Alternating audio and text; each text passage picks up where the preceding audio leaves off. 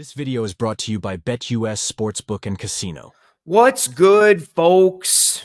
Friends, family, loved ones, enemies, frenemies, wizards, witches, muggles, mudbloods, people of Middle Earth, to another episode of Disguise Coverage, the only podcast in existence that gives you an equal amount of blueberries in each muffin and is presented by the best pizza in Buffalo, New York. That is One Pie Pizza. And also presented by and powered by BetUS Sportsbook Casino in this episode of Disguise Coverage. Appreciate you folks for tuning in this episode of Disguise Coverage. We are going to be diving into the critical elements and matchup pieces for the Buffalo Bills versus Jacksonville Jaguars Week 3 primetime game, a game that sees both teams kind of on opposite ends of the spectrum heading into this Week 3 game, with the Jags being 0-2 and the Bills being 2-0, but the Jags have been a sneaky, annoying, painful team for the Bills in the past, kind of having their number a little bit the past couple of years, especially last year in London, which was a particular pain point for the Buffalo Bills team in general, but especially the offense. And so we're going to dive into, as we do here in season 4 Disguise Coverage, the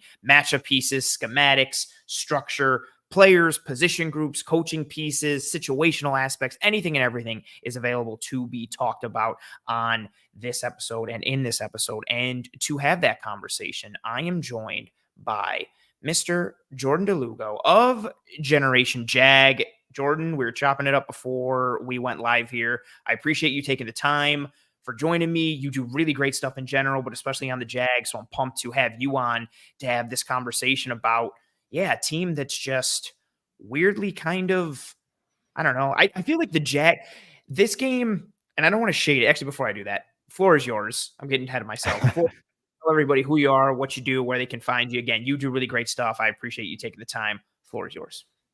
Yeah, absolutely. I appreciate you having me on. Love Cover One. Love your show. So I cover the Jags, try to put out as much content as possible, quality content for the Jags at Generation Jaguar on YouTube, or at Gen Jag actually on YouTube. And then I also have Rogue Football, where I'm talking NFL at large. So I've been watching the Bills a little bit as well, paying attention to some Josh Allen and all that good stuff. And big time draft guy as well. Just dropped my first 3-round mock draft for the Jaguars because people are like wanting change already. People are like, fire the head coach, fire the GM. Let's move on to next year after an 0-2 start. So it's a lot of fun. I try to give people what they want. But as I said, really appreciate you having me on. Great show. Fired up to talk with you here. I was going to say, I think I first started following you. I think it was last off season. I think it was during draft time. I posted something and you and I were talking about a prospect, and then we followed each other right after the discussion. I sympathize and empathize as a person who covers the Bills, but who has always been a Bills fan. I'm so used to the team is 0-2. All right, fire everybody. We're on to the next season. What pick are we getting? Who are the best prospects to have?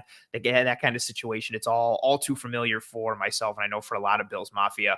Within that conversation piece, before we really dive into the nitty-gritty of everything, high-level view of this Jags team. 0-2 coming into this game, and as you know, you've talked about a lot of people, kind of calling for heads and grabbing torches and pitchforks when it comes to this squad and this team. I felt they were a little hard done in week 1 against Miami. The Travis Etienne fumble on the punch out by Javon Holland, easily could have made that 24-7 at the time and kind of been a little bit of a nail in the coffin. And then you get the ridiculous 4th down stop where Ramsey is running back and forth and covering tons of grass to help make the stop on the Jags. And then you really only get done in by that huge explosive touchdown pass to Tyreek Hill. I liked what the Jags did in week 1 defensively. I felt they deserved that win. Obviously didn't get it. And then stumbling a little bit against the Browns. The Browns game worried me more than the Dolphins game, especially from an offensive perspective, which I'm sure we'll talk about in this episode. But you know this team inside and out. Sitting here at 0-2, are they what their record shows? What's wrong? What's going on? Just high level, what's going on with this Jaguar squad? Yeah, they definitely are what their record shows because, even with owning the game against the Dolphins for almost 45 minutes, they did make a lot of mistakes down the stretch, both from a coaching standpoint and execution-wise, that ended up costing them, clearly. And then against the Cleveland Browns, I thought it was the home opener for the Jaguars. I thought that the offense and defense came out slow. The defense gave up consecutive long drives to the Browns, but for an Amari Cooper drop, they might have scored a touchdown on their second drive instead of scoring a field goal. So it was 10-zip after 2 drives, and that was like halfway through the second quarter already. Yeah. Just the Browns dominating the time of possession in the first half. And even though your defense only gives up 16 points, obviously 18 points total with the safety, but 16 points, and you feel you should win a football game in the NFL if you only go up 16 points. But when the Browns have the ball for almost the entire first half, they kind of get in control of the game a little bit. Deshaun Watson was running around looking a lot more comfortable than he has in a while. And he's undefeated in his career against the Jaguars. Ridiculous. Yeah. His days with Houston. Just seems to always have that. They are what their record shows right now, but do they have the ability to be more than that? I think without question. I think a lot of Jags fans forget, like, they started out 1-2 last year before they ended up being 8-3 in the blink of an eye. And started out 4-7 in 2022 before they won 5 out of 6 games to clinch a playoff spot. So yeah, they're 0-2 and they have not played great football, but they've been right there at the end of both of these football games. And you got the Bills coming up Monday Night Football in Buffalo, not an easy task. You got the Texans right after that. So 2 really tough matchups to try to claw yourself out of this hole a little bit. But is it possible? Certainly. But the Jags have a lot of work to do to get to a point where they can win one of these football games and get back kind of in contention. I love how you pointed out how the Jags have started like the past couple of years, because my prevailing thought going into this game is based on how the Jags have kind of been the past couple of years and who the Bills have been seemingly for like forever. It would be so Bills and so Jags for the Jags to come in and just win this game. Like a game where everybody's like, man, the Jags really suck. They're kind of dead in the water. And it's like, wow, look how good the Bills are. And then the Jags win like 17-13 or like 24-20 or some victory that you're like, oh, that kind of tracks. And especially with how the Jags have kind of had the Bills number, like I alluded to in the intro these past couple of seasons. Just, yeah, I don't know why. I just feel like weirdly uncomfortable about this game, despite the fact that they're in. And a lot of the pieces you talked about and so much of this conversation, I feel like consistently ties into the offensive side of the ball. I loved one of your points, the time of possession. That one hit me super hard. I didn't look at the raw stats before I watched the tape from Browns Jags.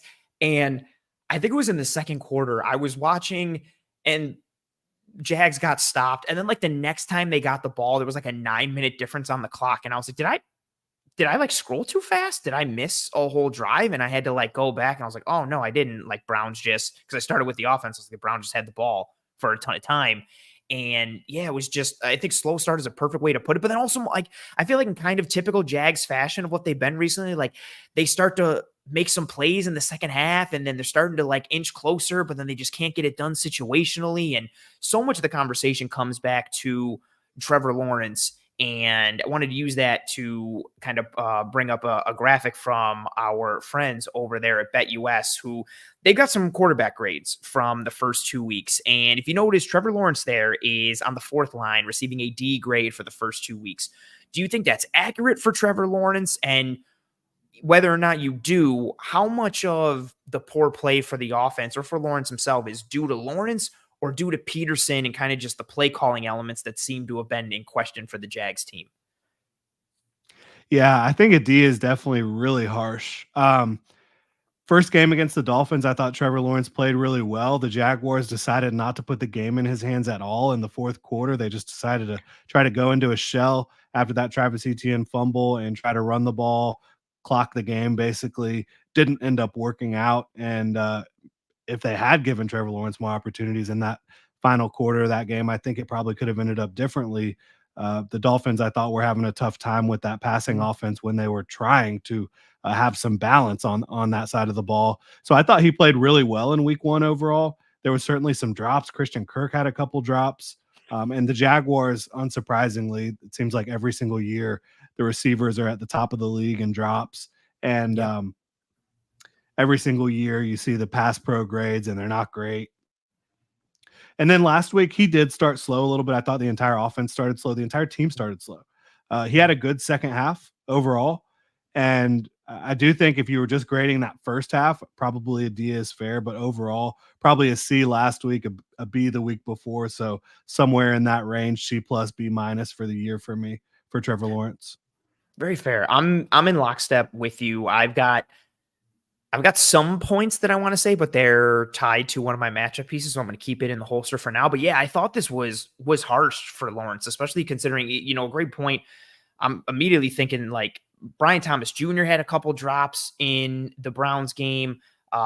Strange had one on a really nice ball on an outbreaking route towards the sideline. And then like the next play, a throw from Lawrence came in a little hot on a spot route, but it went through Strange's hands again. But then Strange makes up for it later. Like it just seems like every year he's getting guys with drops, and then like all the EPA that's lost from the drops. It just seems like this offense kind of snake bit in that regard with him, and the drops in particular. But of course, like we mentioned in the intro, this episode powered by BetUS Sportsbook and Casino. I want to read you folks some facts about BetUS. They have the fastest payouts in the industry. Right now, they are offering 150% on the first 3 deposits for your community, and all of that with just a simple promo code. That promo code is YouTube150. That's YouTube150. They give you fast and easy deposits and withdrawal processes. You can check out the BetUS link in the episode description below.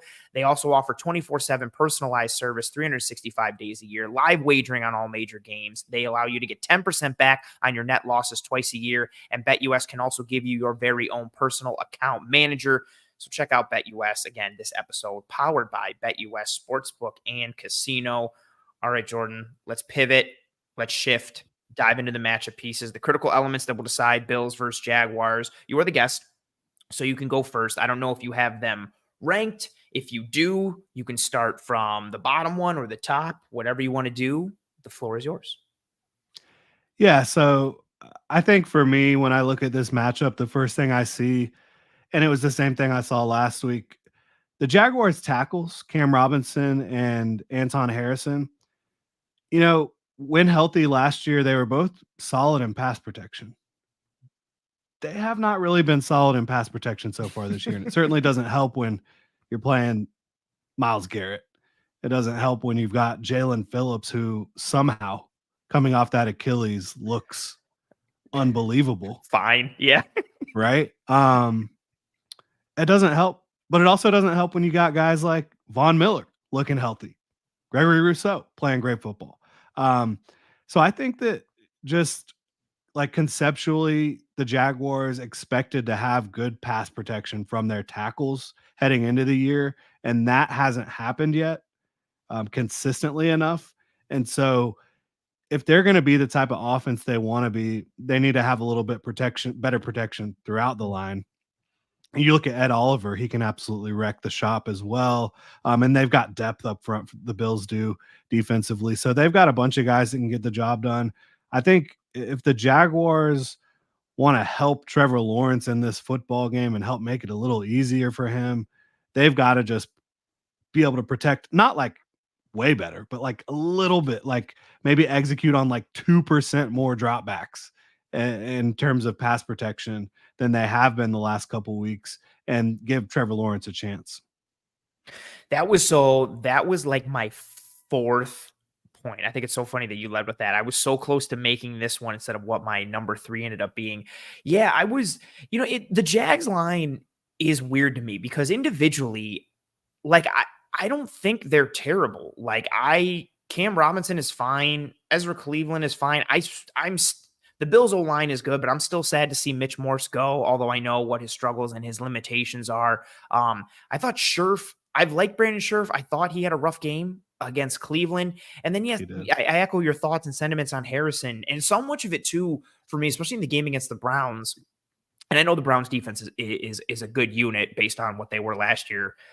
But it just seems so many, like, issues in protection were tied to like the schematics of it. Like they're sliding and just leaving a free runner, and ETN's having pass pro issues where he's just not protecting, he's not scanning properly and fitting where it looks like he needs to fit. I thought Dearness Johnson was solid in pass pro for most of the game. He had one or two errors that I'm remembering off the top of my head, but he's scanning and fitting where he needs to in the A gap. And then they'll put ETN in there and he looks and just leaves. It's like, no, like Hicks is coming through. Okay, you're just going to let Hicks go. And then Hicks is through, and they would show 5 and bring 4 and slide to one side, and you got a defensive tackle coming in free. It just seemed like there was a lot of disconnection up front with their pass protection. And again, for me, it's weird because I don't individually, I don't think they're bad. Like, I don't look at the line, I'm like, well, that makes sense because this guy is subpar and this guy is subpar. I think from a talent perspective, they're really at worst like kind of an average group, but for whatever reason,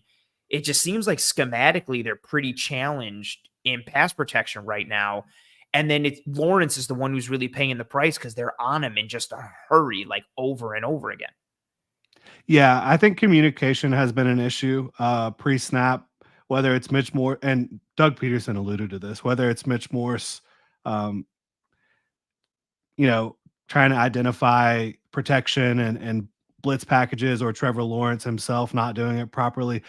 Doug Peterson said communication has got to be better. And also, like, against the Browns, just pre-snap operational, beyond just the communication and setting protections, was an issue.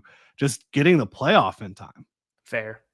Like, and that's in it. I mean, you can't have that issue in year 3 of an offense with a quarterback in year 3. And I know it happens.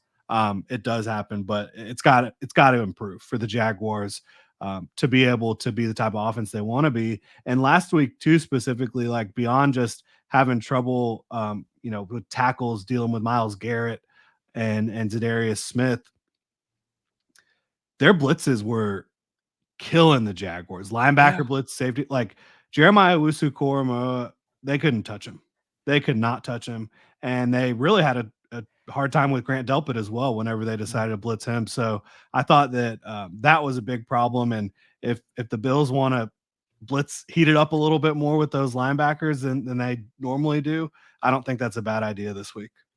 And it also felt like every time the Browns used a run blitz, it worked for like a negative, like 2 or 4 yard loss for the Jags. Like every time there were runs where they'd pull Robinson or they'd pull Harrison. And to your point, like Delpit or Koramoah or Hicks at times too would trigger immediately, firing and shooting through the gap, and ETN's hit like as he's getting the ball from Lawrence. And there was one too, I remember one play action where they pull Harrison to make it seem like they're running a tackle wrap, and Hicks, I think, immediately triggers, and then Lawrence goes to give the play action fake. There, it's from gun, so ETN cuts in front of Lawrence, and as Lawrence is giving the fake, Hicks is already barreling down on him. So then Lawrence is trying to make a move, but he trips over ETN and falls down, and it's just like it just felt like every time they blitzed, it worked, to your point, like against the pass, or if it was a run blitz, they were generating negative yardage and changing that toxic differential consistently. And I didn't know if it was the Browns picking up on keys or just perfect timing, but it just seemed like when the Browns were playing on that front foot, it worked time and time again. And it wasn't just a pure, well, look who they have. It wasn't guys just winning one-on-one. It was guys coming screaming through the alley free, untouched, and causing problems in the run and causing problems in the pass. I love that point from you. That's really well said. I don't know where to go. All right, I'm going to stay on the Jags offensive side of the ball since you led with that. And so I didn't know how to title this, so I titled it how many Trevor Lawrence throws do we get that show him to be the prince that was promised? So basically, like, how many prince that was promised throws from Trevor Lawrence do we get? And I think back to, if for everybody listening, if you have not seen it, I feel like it fell under the storylines in week 1 because the Jags lost. Like the type of throws I'm talking about, his touchdown throw to Brian Thomas Jr. in week 1 against the Dolphins, ridiculous. He throws that. When he throws it and where he places it is insane. Thomas is coming from the field side on a deep over in the red zone. He throws it when Thomas is in like midfield while pressure is bearing down on him and he's getting hit. Then he layers it over a linebacker, Jalen Ramsey, and Jordan Poyer right into the bucket to Brian Thomas Jr., who catches it right right on the boundary in the back and toe taps. Like that throw was gorgeous. And I know it wasn't it was more challenging, the one he made against the Browns from a distance perspective. Even the one he threw to Brian Thomas Jr. in week 2, the 66-yarder or whatever, gorgeous throw, really nice acceleration from Brian Thomas Jr. But I feel like Lawrence, with a decent amount of regularity, even in games where he's terrible, where he's like 13 to 27 for 120 something yards, he'll pull off like 1 to 2 throws where you're just like, oh, like that's the guy. That's the guy that was like the top recruit and started early at Clemson and why he was the number 1 pick. And so I just want to know, like, how many, Prince that was promised Trevor Lawrence throws do we get? And also, how much does it matter or swing the pendulum a little bit in this game? Because like we talked about, the protection for the Jags has been shaky. And overall, I feel like their play calling hasn't been great situationally. Even just to use one, kind of microcosm as an example, you got the ball on the 2-yard line, the Browns safety, your protection has been shaky all game. And you go spread, and you're running an out and up towards the bottom. And what makes it even worse is the out and up was there. Brian Thomas Jr. is open. Yeah, Emerson squats and Thomas is open, but Lawrence has literally no time. And just like, why are you going shotgun on your own 2 when you've had issues in protection all game? Like, so the situational play calling, the red zone play calling wasn't great in that game. They're 1 for 4 in the red zone against Cleveland. It just, overall, their offense just feels disjointed and almost kind of like they're calling plays just to call plays. And so my thought is this offense will only go as far as Trevor Lawrence making some ridiculous throws will take them. I also really like Travis Etienne, and I think you have the opportunity for Etienne to bust off some explosives whenever he has the ball in his hand. I don't care if it's on a dump off or a screen or the run. And then Brian Thomas Jr. is explosive as well. But yeah, it feels like so much of this offense is just Trevor Lawrence has to make like a God tier throw, which he can. And then my thought is, okay, how many of those does he make? And then what kind of impact do they have? Because has the game gotten away from them? Is it close? How much does that swing the pendulum? Because, man, he can really uncork some throws that make you just stop and go, oh, like that's why he's that good, and make you want to rewind and watch it on the All-22. They're just, some of the throws he makes are just crazy impressive. Yeah, they really are, as you mentioned. I mean, it's a sight to behold at times. And I think, the question, how many of those will matter, how many of those are made, obviously protection matters, but who he's throwing it to when he does that as well. Like, some of the passes that go incomplete are unbelievable passes, but when he's throwing it to Brian Thomas Jr., that connection's something special. And the Jaguars got to target him more. They've got to target him more. They didn't target him a single time in the second half against the Miami Dolphins. I think he only had 4 targets against the Browns. Like, this guy needs to be getting close to 10 targets a game, not only because of how talented he is, but because of how much better he is than everybody else you have. Like, no disrespect to any of the other guys. And Evan Ingram's injured. Like, he pulled a hammy right before the game against the Browns. So that's obviously a huge bummer for their passing attack. But Christian Kirk hasn't gotten it going yet this year. Gabe Davis, y'all know what Gabe Davis is. Like, he's a guy that he can get the job done at times, but then he can be a little inconsistent at times. And so Brian Thomas Jr. is the guy from a talent standpoint in that passing offense, and they need to feed him. They've got to. Yeah, and the Bills' corners are cooking right now with Douglas and Benford, and they showed up well in week 1 against Harrison. I also wonder, too, from a coverage perspective, do they roll anything Thomas's way? They're obviously very familiar with Gabe Davis. They know where his strengths lie, where his areas of opportunity and weaknesses lie. So, yeah, that passing game structure in terms of just what Lawrence can do. Man, he's just so... I'm even thinking of like all the great throws he makes. And then I'm thinking back to this Browns game where he just like airmails it on like a 10-yard out. And just like, man, like what is just I always say the yin and the yang of Josh Allen, because like the craziness that makes him do amazing things is also the craziness that makes him do really stupid things.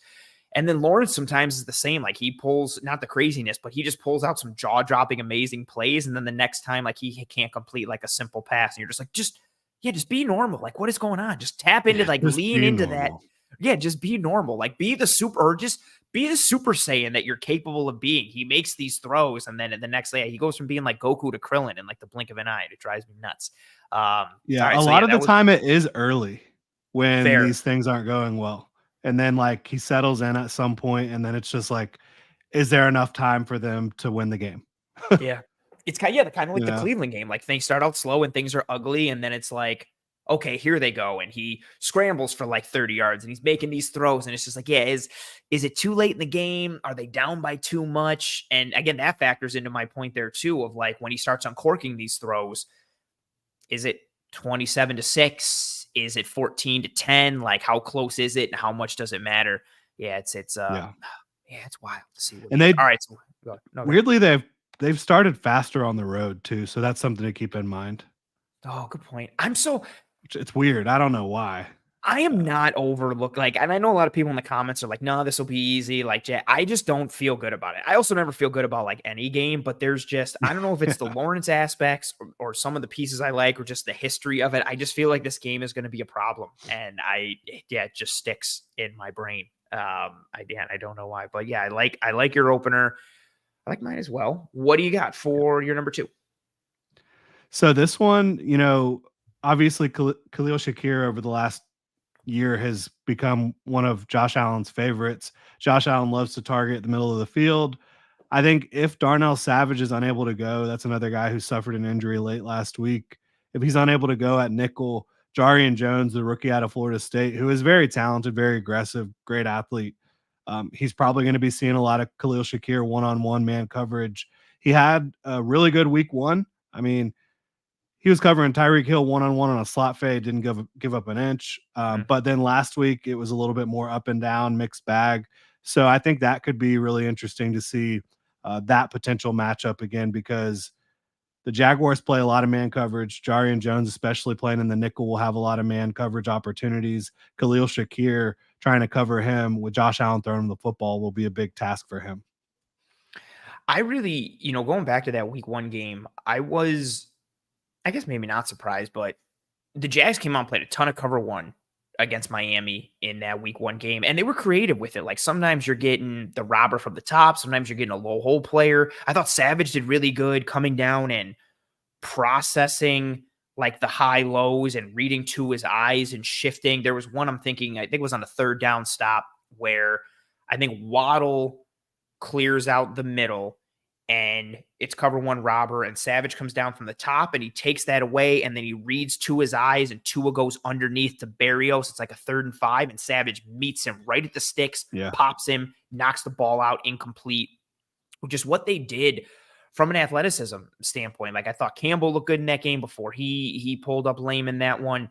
Yeah, I like what they do defensively. And I really like too, this ties into one of my points. It's not too much of a spoiler. I thought Ryan Nielsen coming from Atlanta was such a good fit for this defense based off of what he did in Atlanta. No disrespect to Atlanta, but what they had up front last year wasn't the most talented group. And I thought he had much better pieces to work with in Jacksonville. And I thought he was a good fit stylistically and schematically with the Jags D. I still do like their defense. It sucks that they're so banged up and all the injuries they have, especially on the back end of things. But I really do like their defense. And I think they can give most offenses problems with the combination of athleticism and tenacity they play with, but then also kind of with Nielsen at the helm and just how all that fits together and meshes into one. Yeah, I agree with you completely. One thing people are starting to get a little frustrated about is just how much rotation there is. And you're always going to have rotation up front, but like starting linebackers not playing more than 80% of the snaps, like people are getting a little frustrated. Like you don't want Foye Oluokun off the field. I get it. I think Ryan Nielsen's doing a great job, though. I agree with you. The mentality he brings every day, like he walks the walk, he talks the talk.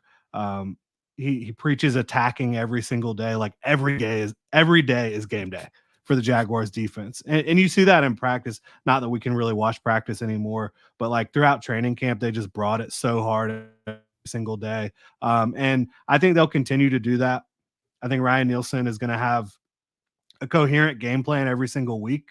I love how he'll mix things up on 3rd down. He'll break tendencies. He'll show you things he hasn't shown you in a few weeks or all year. And the way he's able to communicate, and Chris Richard, who's basically like the second in command on defense and the secondary coach, the way he's able to teach and communicate as well is really, really vital for what they've got going on. And look, I mean, 16 points in week 2. They gave up 20 points to the Dolphins in week 1. I think the defense is moving in the right direction. But yeah, it's interesting. No Tyson Campbell, I think, would be a bigger issue against other teams than Buffalo. Like it worries me more against Houston Yes. than Buffalo. And no disrespect to Buffalo, because like Josh Allen's unbelievable, and Kincaid, Shakir, all these guys can play great football. But Buster Brown matching up against like legit number 1 receivers from an athleticism perspective is more of an issue than what the Bills present on the outside right now, in my opinion. It'll be interesting to see that matchup, actually. Buster Brown one-on-one, because he was playing so physical last week. I mean, he doesn't have great speed, but man, he was bringing it. Yeah, and which I thought was cool, because to your point, like, okay, you don't have the speed and athleticism, so can you lean into what you do best? And he was like, yeah, I'm just going to play physical as hell, and we're going to see like what happens. And yeah, I thought he played well, which is also, I think your point about the Bills wide receivers is also really great in tying into, your second matchup piece there with Jones, because I do think like if there is a receiver to worry about right now, it is Khalil Shakir. And yeah, and I don't think that's a fair or an unfair comparison. Like, you look at the Texans are loaded at wide receiver. I know a lot of Bills fans still think of, okay, Stephon Diggs is the story there. Maybe, Tank Dell because he's really small but good. Nico Collins is like a legit top 8 wide receiver in the league. And if you wanted to push and make a case and say that he's higher, I wouldn't hold that against you. I've done so many tweets breaking down aspects of his game from last year in the Texans offense. And if you go by any advanced metric like EPA, yards per route run, EPA per target, like he's top 5 and top 3 for a ton of them. He had a crazy good year. And yeah, I don't think the Bills are a team right now that they're not going to stress you outside with the wide receivers, unless they're taking Dalton Kincaid and, they're doing a 3-by-1 and using him as like a quasi X receiver. And then you have to be like, okay, are we matching with one of our corners? Are we doing the safety, the linebacker thing? But if it's just straight up wide receiver on wide receiver, and I don't think the Bills room is bad, but you can get away against Keon Coleman right now and Matt Collins right now with Buster Brown, especially with his game and how physical he is. Collins wants to win with physicality. Coleman wants to win with physicality. So does Brown. So it's kind of like a like for like, where it's just like, okay, let's see who can beat the hell out of the other one and get the win. But if you're coming inside, exactly your point, then the conversation shifts to Kincaid and it shifts to Shakir a little bit. I think that's where they're most deadly, especially when you pair that with what the Bills have done formationally and personnel-wise in terms of their 12 and 11 personnel groupings, where it's like, are we going to run? Are we going to pass? We can do either out of these personnel groupings. We can go spread. We can go condensed. Out of either of these personnel groupings, like pick your poison. What do you want to do? You got to cover for everything. Yeah, I think that's very well said and a really good point. And it also, this ties in well with my second point. I was surprised seeing these numbers that I'm about to rattle off. So my second point is how much the Jags defense can generate pressure and mitigate yards after catch. So these numbers caught me by surprise. So per Next Gen Stats, the Jags defense has a 25.6 pressure rate, which is 29th on the season. The Bills have the 4th lowest pressure rate allowed at 24%. Which is good, especially considering they're middle of the road with time to throw at 2.79 seconds. So it's not like they're just running out a ton of quick game, and that's why it's like that. And then the Jags have a 21.8 blitz percentage, which is towards the bottom of the league. I thought it would be a little higher with Nielsen, although I know he does mix in like some sims and some creepers, but I thought we'd see more 5-man pressures. We haven't thus far. Maybe he'll bust it out. But the yards after catch was huge. The Jags have allowed 329 yards after catch, which is the most in the league. Granted, a bunch of that is coming on that Tyreek Hill 80-yard touchdown. And then the Bills, who have talked about yards after catch, honestly, for like the last 3 years, season after season, they're 16th right now in yards after catch. So I wonder, between these two things, right? The Jags aren't generating a ton of pressure. The Bills are really good at mitigating pressure.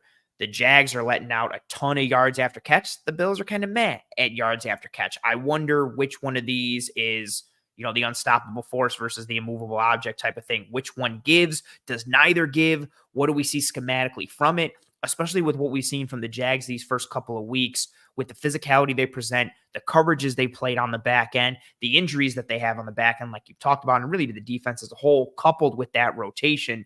I think that's where that conversation starts for me defensively, and then obviously factors into your Jones piece as well. Yeah, I do think that's fascinating too, because like you mentioned, a lot of the yak is Tyreek Hill, and the Dolphins in general. They were running so many screens. Yeah.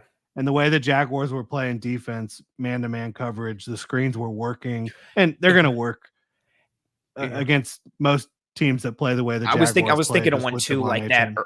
early on. I think it was like literally the first series of the game, Jags Dolphins. It's like 3rd and long, and it's like a little screen to Achane, and he runs for like 30 or 40 yards up the sideline, so that influences it well. Yeah, fair point. Yeah, so I look at that for sure. So I don't know that they're going to be this team that gives up a ton of yak all year. It'll be interesting to see that in this game, because one of my next point is actually, it ties into that, but then also the pressure. Tua was just getting the ball out on these screens so quickly. You're just not going to get pressure. You're not going to get pressure against those types of plays. No. And I think the Bills playing more shell, more zone coverage than the Jaguars were in week 1 against the Dolphins was probably a smarter play than what the Jaguars were doing. The Jaguars, it worked for 3 quarters. Yeah. But then as soon as it stopped working, it really stopped working. And they were a little bit bend but don't break even in the first 3 quarters, because they were denying points, they were denying touchdowns, but they were still giving up the yardage on the screens and the short plays. But yeah, I think that it's interesting for sure to see if the Jaguars can get pressure in this one, because the Bills have been so good in pass pro, and Josh Allen's obviously unbelievable at playmaking, regardless if it's with his legs or rolling out of the pocket and finding somebody down the field. But this does play into the yak thing. Andre Sisco and Antonio Johnson, the Jaguars' 2 starting safeties, their tackling in space has been horrendous. And you didn't really expect that. Andre Sisco right now, he has a 30% missed tackle rate. Antonio Johnson's at 28.6. Damn, that's crazy high for both. Crazy. And you've seen it, and it's negatively impacted the game for the Jaguars defensively. And of course, again, you can sit here and say, well, the Jags haven't been given up a lot of points defensively. It's true. But if you continue to do that, and if you do that against Josh Allen and the Buffalo Bills, that could be a real problem.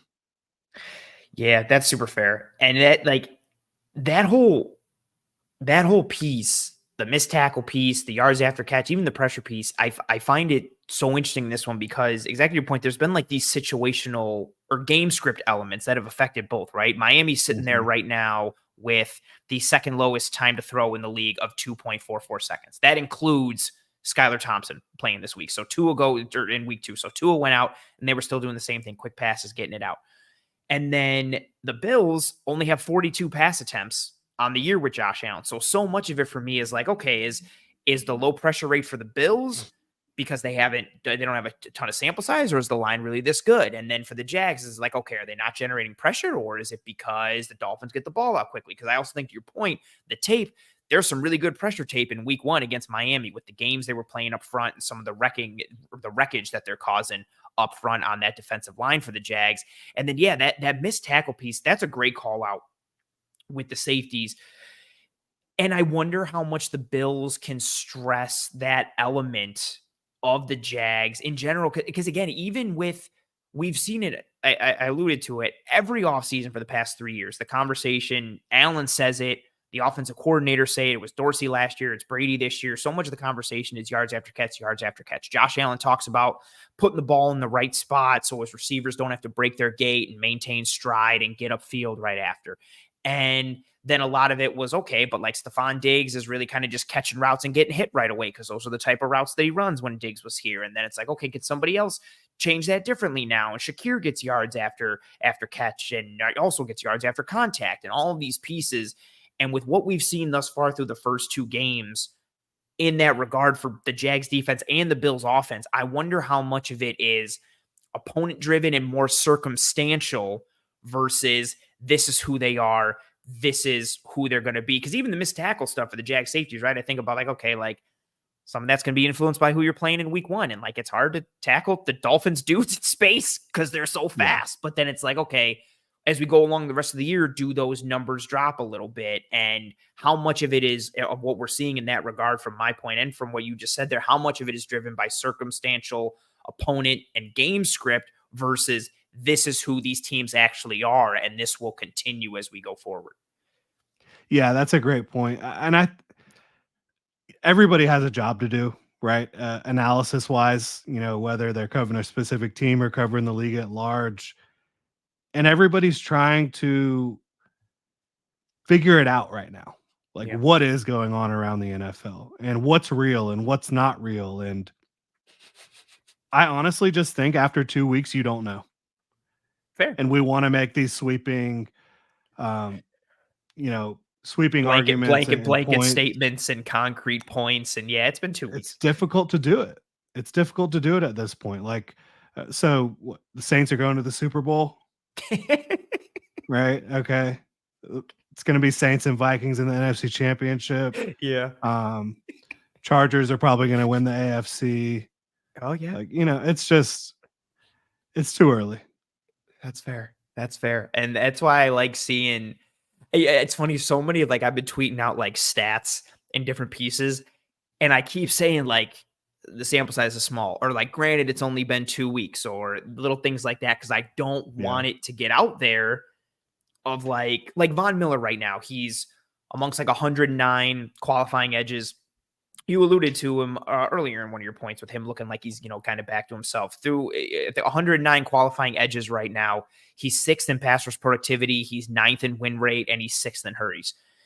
And so I'm very like, I think he looks good. He looks much better than he did last year. He looks like he's rounding back into form. But I keep throwing that caveat in there because I don't want anyone to be like, boom, Von's back. He's back and he's ready. Because I don't know, what if by week 7 he falls off?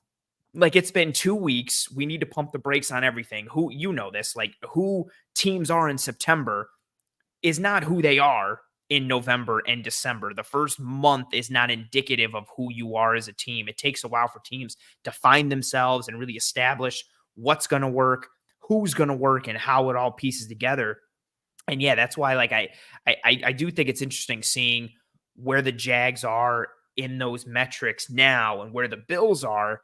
And do we see any give and take, and how much is just due to sample size and how little we have right now versus,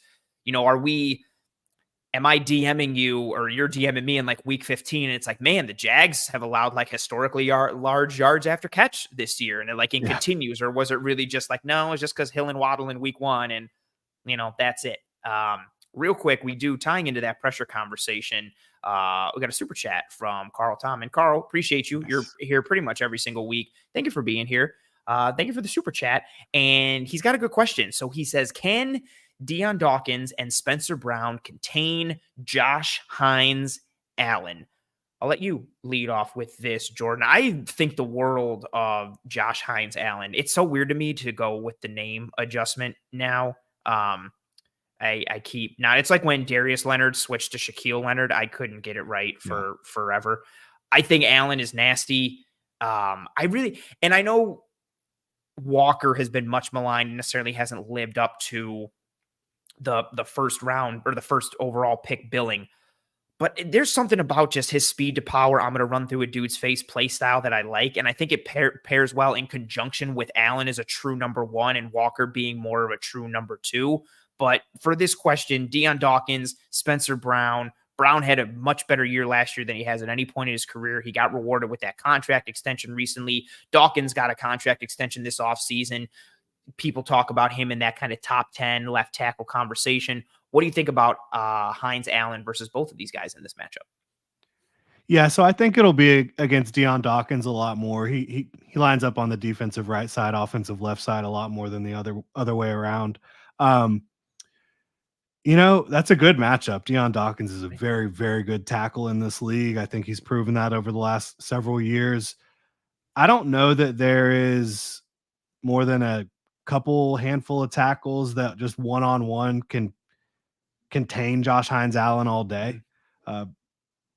Every time you see him not have a big game, it's pretty much against a team that's like Miami, where they're just getting the ball out fast as hell, or a team that is willing to double team him consistently, which is another thing the Dolphins did, was give extra help against Josh Hines Allen. And that was another interesting schematic thing, because like the Jaguars decided to just rush 3 so many times against the Dolphins, and it worked when the Dolphins were trying to go deep usually, which is funny because every time they rushed 3 last year under Mike Caldwell, it ended up being a disaster. So you're like, oh, no. And then, oh, okay. Oh, it worked. Okay. Yeah. So it's just kind of funny the way things cycle and change. But yeah, I would be surprised if they're doing traditional drop back stuff, not getting the ball out super quickly and not helping a little bit. I'd be surprised if Josh Hines Allen is not able to impact the game from a pass rush perspective. Yeah, to your point, I just think he's such a monster with the moves that he has, his combination of size and athleticism and length, but then plan and moves and how he pairs it all together. And even, we talked about it multiple points at this time, what Miami does, getting the ball out quickly, even with that game 1 and how much running Cleveland does, he's sitting there right now. He's tied for 10th in total pressures right now. His efficiency metrics aren't great because, he's not going to generate pressures when Miami's getting the ball out in 2.5 seconds. But you see the ability on tape.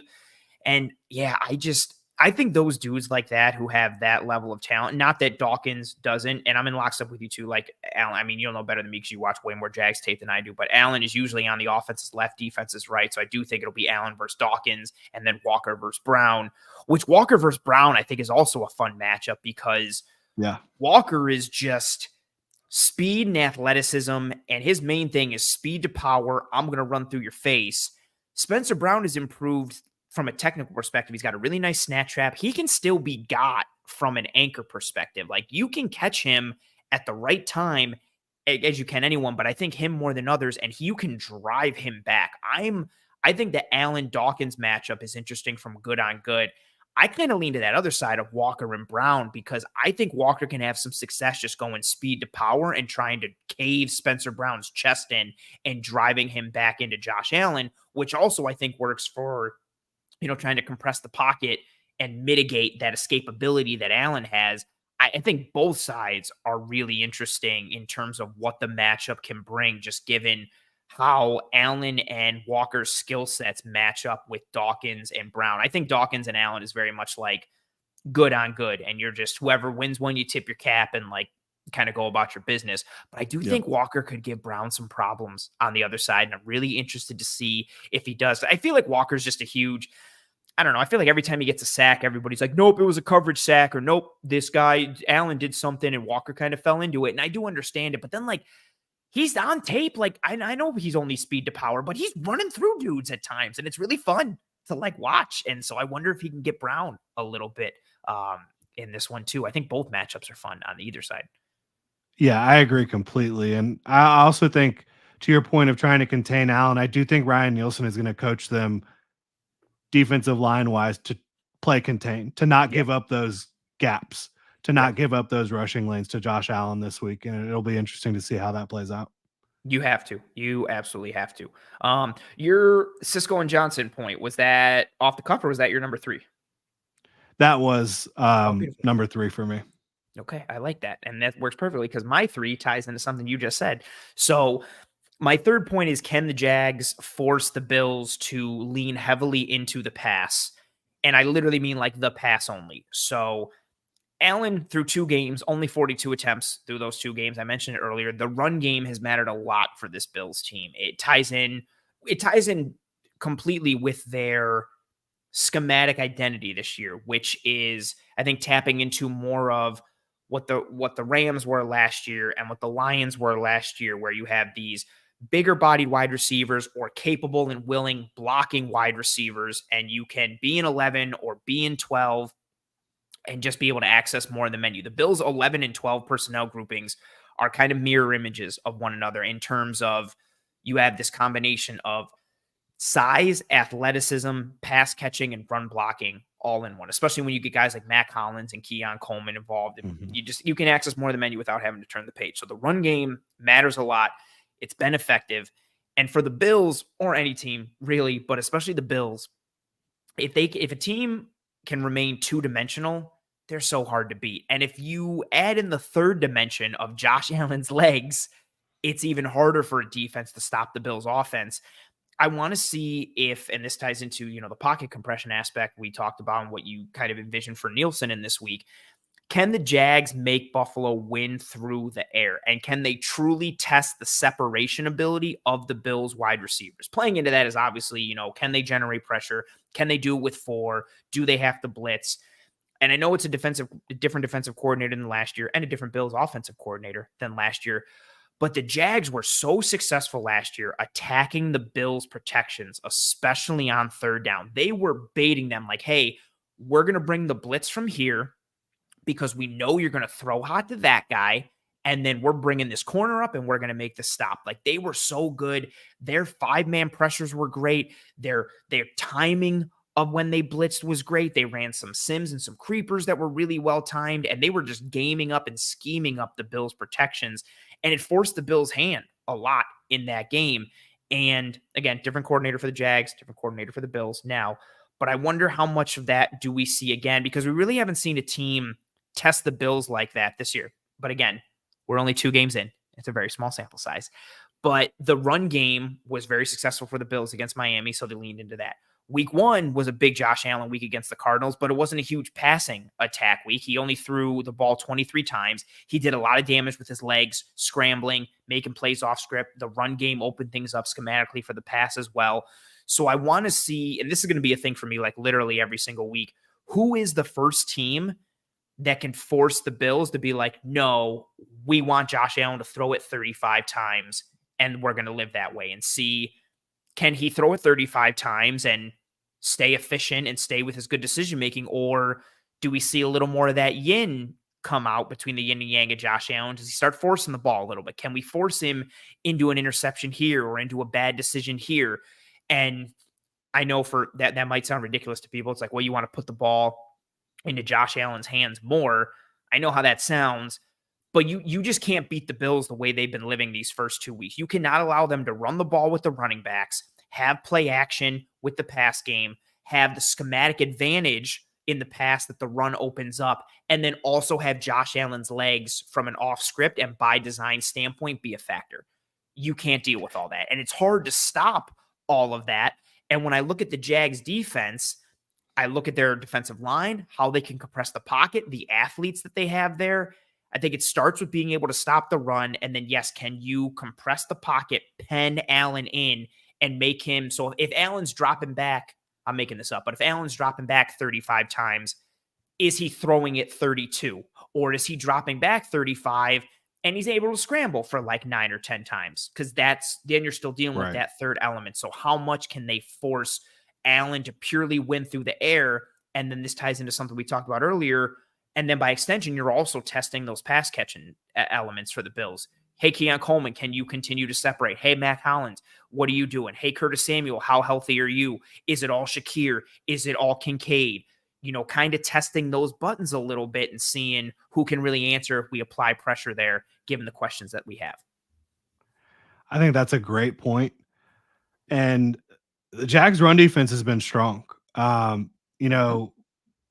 area we haven't talked about much yet, Devin Lloyd and Foye Oluokun are playing some of the best football that they have played. They have been so good. Foye has been good for the Jaguars, but Devin Lloyd's in year 3 now, and former first-round pick Jags traded up for. He's been outstanding, flying downhill, being assignment sound through the first 2 weeks, and it's small sample size, but you've kind of seen this development arc coming from him over the last couple of years. It looks like it's finally really starting to come to fruition. And they've made it very difficult for runners. Josh Hines Allen and Trayvon Walker are both big physical edge players that know how to set the edge really well. Devon Hamilton's getting back into his former form. You've got Eric Armstead playing some. He's still not playing a full complement of plays. I think they're still trying to ease him into this thing, but yeah, And their corners are physical against the run too. So if they can stop the run and force you into this passing game, that is going to be the fascinating matchup there between the Jaguars defense and the Bills offense, like you mentioned, because if Josh Allen, it's not the Josh I know. Allen Bowl I anymore. I It's so hate this. Every frustrating to time me. the Bills play the Jags, and like even though he changed his Yeah. name now, it's still hard. It's so annoying. Yeah. But if Josh Allen has one or two of those, wild Josh Allen plays where he just kind of flies off the cuff and the Jaguars are able to capitalize, does that change the ball game? We'll see. Yeah, and that's always I think that's and it's risky for any defense.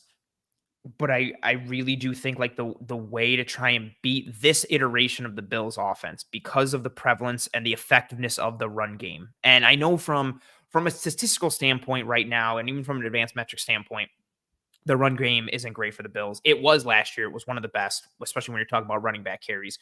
But this year, the conversation is so much more schematic for what it opens up for the rest of the offense.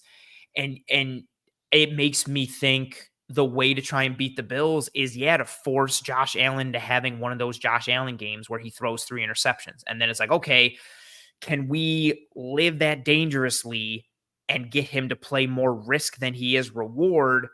And you're just trying to balance it out, right? Like how much of the yin and yang of Josh Allen do you get? Do you get the boneheaded interceptions?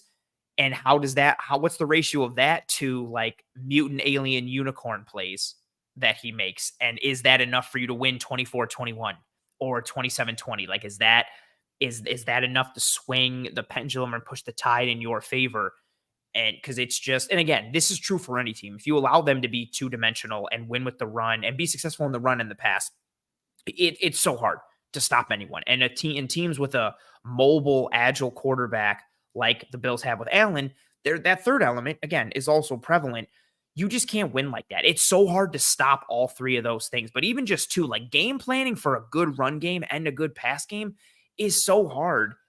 And so part of me just thinks like, all right, cool. We're going to live and die with seeing if we can force Allen into some mistakes. And if you can generate pressure, we haven't seen it this year much, but Allen, he showed it last year too. If you can get pressure on Allen early and make him kind of doubt his offensive line, he'll start to bail out of that pocket earlier than he needs to because he'll be like, screw it. I'm Josh Allen. I'm going to go be a unicorn and try and make a play. And that's not always the most efficient in terms of keeping you on schedule and allowing your offense to continue to succeed. And I do think the Jags have enough from a coordinator standpoint and especially from a talent standpoint on the defensive line to kind of push them into that and pressure them a little bit. I would feel much better if I were the Jags, if I'm sitting there knowing that everybody on my back end is healthy. I think that obviously plays a significant role, but that's also just in the back of my mind. Like at some point, I think some team is going to be like, you know what? And again, this is all easier said than done, but some team is going to be like, you know what? We're going to force you to have to rely on your receivers on the outside. Like that's what we're going to do. And can you rely on them? Can they win? And can you get the ball to them? That's what we're going to do. And it's for week after week, it's always going to be in my mind. I don't know if it's always going to be a matchup piece for me because I think it'll vary by opponent. But again, like I just think the Jags could potentially do that based on their personnel and what they have and how they're built. Yeah, that's a great point. Though, I don't think the Bills have much to worry about unless the Jags offense can get out of its own way. And see, that's that ties into crazy. my first point there of like tying into the Trevor Lawrence throw piece. How much does that matter, right? Because if all of this conversation, I think the much more interesting battle is the Jags defense versus the Bills offense. Because to your point there, for me, the Jags offense just seems like it's just like, I don't know, just won't get out of its own way. Like I said, like it just feels disjointed. Like they're just calling plays to call plays. It's not like we're calling this because it's going to set this up later and we're building this to, you know what it feels like? It feels like the Doug Peterson story arc in Philly, where things started out nice. It's like, wow, look at how good they are schematically. And Carson Wentz, and I think Lawrence is better than Wentz, but then things just seem to kind of fall apart from a design standpoint, or not even necessarily a design standpoint, but but play calling standpoint and layering and when you're calling stuff. Again, you're struggling in pass pro all friggin' day, and you go shotgun and spread on your own too. And you call an out and Yeah. up when you haven't been able to protect. And again, technically the out and up worked. Brian Thomas Jr. was open, but like, why are you doing that? You have a Super Bowl. Like, football, Doug Peterson. What do you? And also, nobody was there to like check anyone. Like, I don't think we should do this right now. Right. Like, we can't protect. Why are we? Yeah, and so much of that conversation that we're having with the Jags defense and Bills offense, exactly like you said, is so beautifully well put. It's moot unless the Jags offense can't get out of their own way. Like, if they continue to kind of just stub their own toe and shoot themselves in the foot, then it's moot. Yeah. And they looked like the offense that you wanted them to be for the first 3 quarters in Miami. Mm-hmm. And then they fell apart. And they showed flashes of it in the second half last week. But again, second half, you also saw the crazy decision to go spread and try to hit a long developing route down the field from your own goal line. So, man, it's just, I was really, but like week 1, I was full into like, I'm giving the Jags a pass. Like, if ETN scores there, it's 24-7, because literally the next play after that is the deep shot to Hill that makes it 17-14. And, every game, I forget who was the first person that said it, but everybody says it now. Like, football games are decided by like 3 to 6 plays, or sometimes people say like 2 to 4. And I was like, that is one that changed it. And the next play was the touchdown. There's your 2 of like the 4 that changed that game. So I gave the Jags a pass. And then I was like, man, the Browns offense is looking terrible. The Jags should be able to do enough. And just with how they played, it knocked down my confidence in them a little bit. Yeah, I'm right there with you. For those quarters against Miami, I was like, okay. And then I was like, oh, no, it's not okay. Yeah, just disappointing. All right, Jordan, before we send you on your way, any thoughts, anything left on this game, anything that you got in the holster that you want to say and get out? And if not, if you do, that's cool. If not, feel free to, again, tell everybody who you are, where they can find you, what you do, and all that good stuff. Yeah, no, I think it's a fascinating game. The Jags, for whatever reason, the last 2 years have played better away from Jacksonville. And it's so bizarre. It's like your hometown fans should give you some energy, but we'll see. And like you mentioned, weirdly, Doug Peterson hasn't lost to the Bills. Sean McDermott, Josh Allen struggled against the Jaguars. I don't know what that is, but I do think that this has a chance to be a very fun football game to watch and analyze. If the Jaguars come correct, which is a big, big if, it should be a very fun game. I do think offensively for the Bills, defensively for the Jaguars, that's going to be a nice chess match. It's just if the Jaguars offense can show up or not. But yeah, that's pretty much all I got. I thought this was a great conversation. Good way to get this thing started. We've still got 6 days till the game, of course, since Monday Night Football. Kind of a weird week with the late game. But yeah, I'll be doing a bunch of Jags Bills content, keys to victory for the Jaguars, matchups to watch, bold predictions, full game preview, all that fun stuff in the coming days. And also talking about the Jaguars rookies as I do every week, seeing how they're doing. Go check out Brian Thomas Jr. For sure. Go check out Brian Thomas Jr. He's a lot of fun. But yeah, you can find all that at the Gen Jag YouTube page.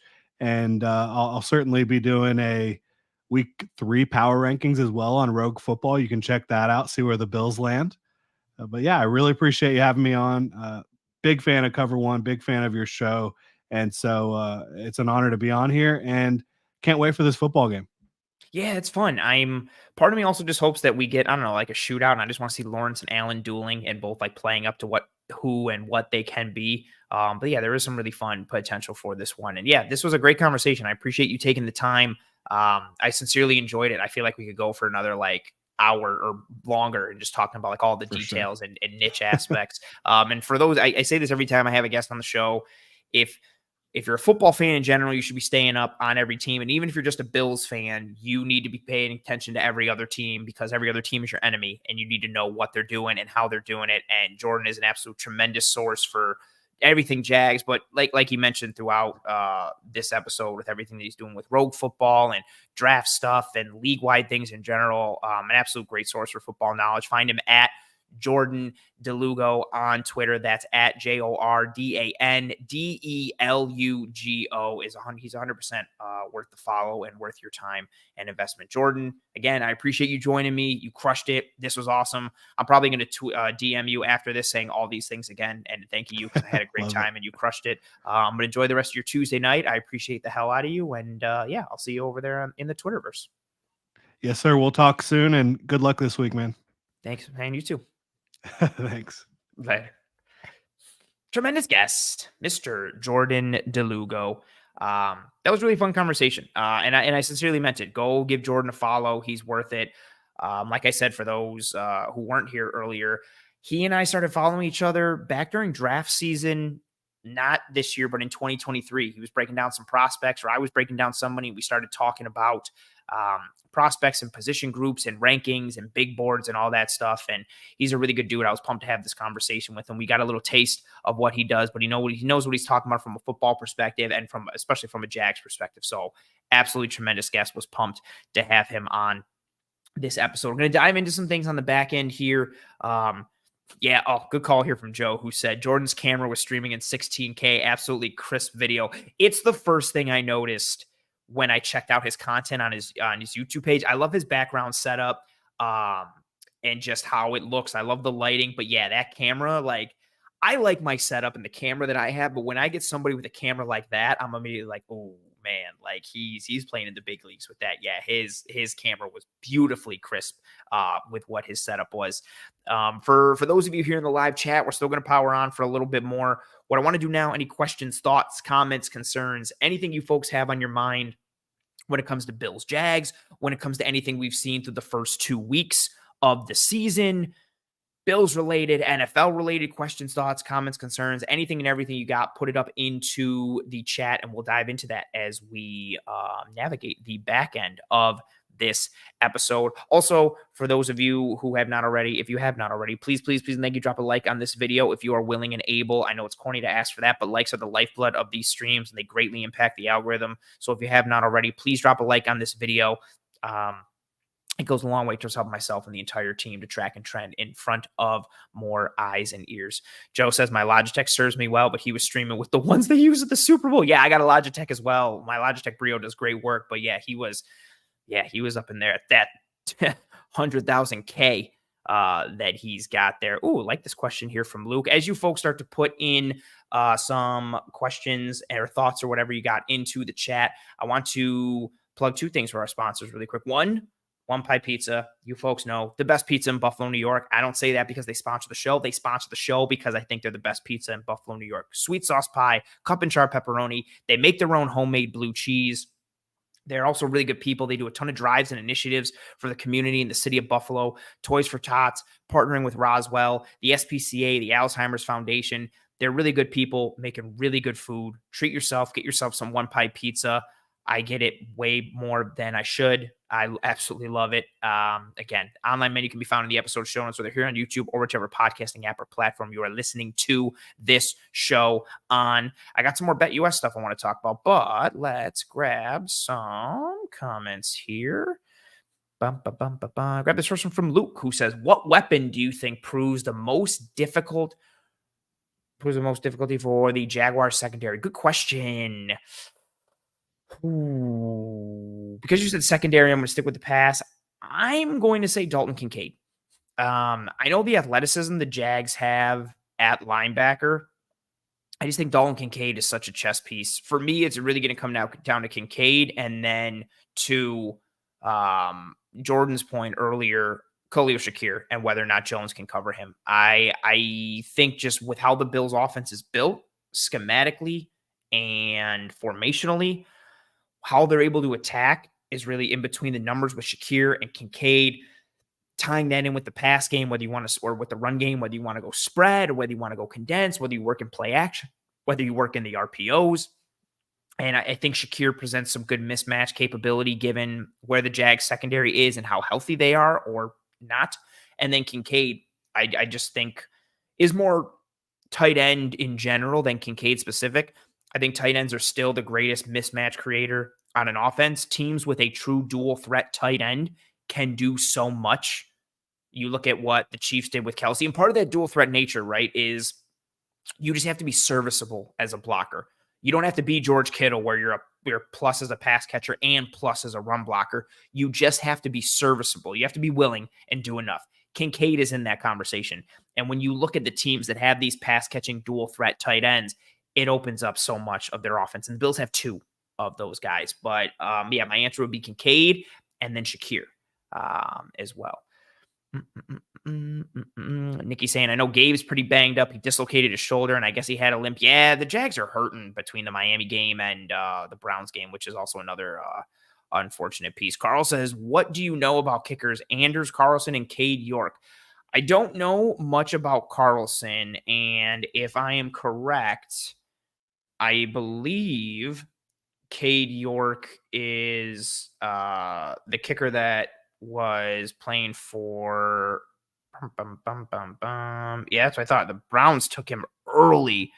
He's the one. I was confused my kickers, but yeah, the Browns took him in round 4 in 2022, and he's been a journeyman. Browns in 2022, Titans and Giants in 2023, Browns again in 2024, and the Commanders in 2024. The Titans and the second Browns stint were either offseason and or practice squad memberships only. My concern is less with who the kickers are specifically and more so that they just brought in kickers. And I know that Tyler Bass miss in Miami was ugly. It was not tipped. That was just a straight up shank, and it was horrible. Just trying out kickers in general, I find worrisome because that means they're actually going through with it. And the fact that it was reported, I think it also is a bit not great because I think part of Tyler Bass's struggles come from confidence, and you're not helping his confidence necessarily by making it known that you're trying out other kickers. So I think just the action of trying out kickers is more important than who the kickers actually are. But if you're a kicker right now at this point and you're a free agent and you're getting tryouts, it's probably not a good sign. I know dudes like Robbie Gould have been money for teams, with what he did with the Bears and Niners. I remember the big thing with the Bears. I think he was like working for doing construction. He was laying shingle and doing like roofing jobs. And then the Bears called him and he ended up becoming this sweet kicker. So you can get diamonds in the rough in positions in general, but especially a kicker. But my thought here is less about the individual kickers and more about the process itself and the actual action of trying them out. Les, you had a similar question. You and Carl are in lockstep with your thoughts there. Another question from Carl saying, do you think there's a chance for Taron Johnson playing against the Jags, or will we see him in week 4 or week 5? I truly don't know. I have to monitor his injury status. I'm not counting on him anytime soon. And maybe it's just the pessimist that's in me. But when he hurt his arm in week 1 and they were immediately doing like grip strength stuff with him on the side and he was shaking it out, that makes me worried. That makes me think it's something bone related and something that isn't going to heal right away. Now, they didn't put him on the IR, which means it's possible that he can return at any point. But I just think with where the Jags offense is right now, I don't want to sell anybody short. And like I mentioned, I am not overlooking this matchup. I'm not putting Taron Johnson back in for this game. I am letting him sit and do whatever he wants until he's like, nope, I am completely pain-free. I have grip strength in my hand. I'm all good. Send me out there, do whatever. Because he plays a position where he's constantly in the fire zone when it comes to being hit and having to hit people and contact. Like there's not a play where he's not getting hit or hitting someone. So you need him at 100%. I'm not bringing him back until he gets to that spot. I don't know when that will be. So I don't think he plays against the Jags, but we could see him down the road, especially with how, again, the schedule starts to ramp up with Houston and not necessarily in this order, but Houston and Baltimore and the Jets and that schedule going forward. So you could potentially see him in the coming weeks, but just him having to worry about that grip strength makes me think it's something that's a little more severe than just a 1 or 2 week thing.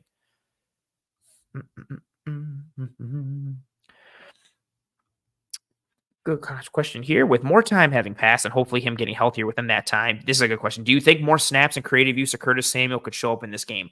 I have the exact same question. I don't know how healthy he is. Toe injuries, foot injuries in general are hard to heal, especially the type of toe injury that he had. You really can't rest it unless you don't do anything. So just by playing, you're not allowing yourself to really heal.